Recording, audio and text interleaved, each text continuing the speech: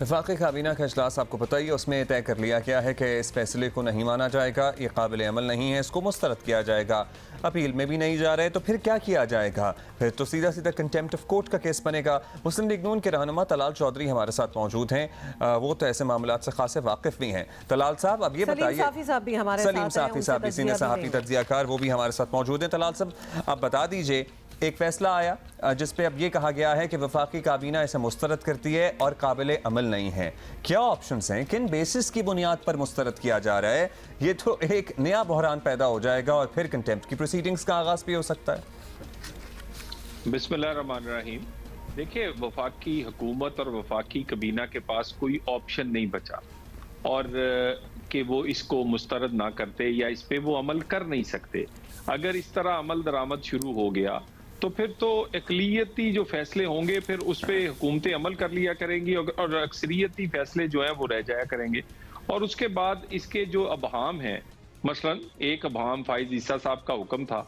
अगर फ़ाइज़ ईसा साहब का हुक्म जो था वो काबिल अमल नहीं था तो फिर आज 6 रुकनी बेंच बनाकर 5 मिनट की समाअत करके उस हुक्म को या उस केस को ख़त्म करने की ज़रूरत क्यों थी?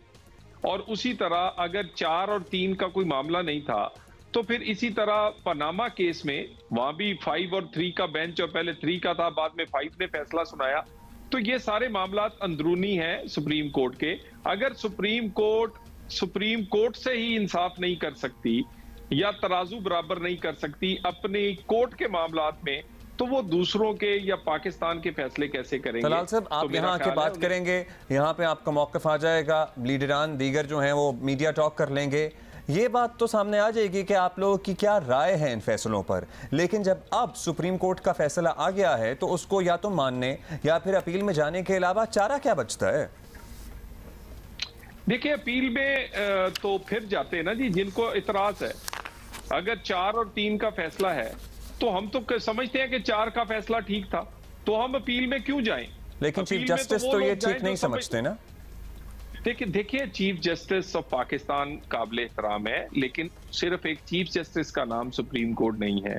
और सुप्रीम कोर्ट ने ही ये असूल वाजे किए हैं कि जब बेंच हो तो उसमें अक्सरियती फैसला ही फैसला होता है।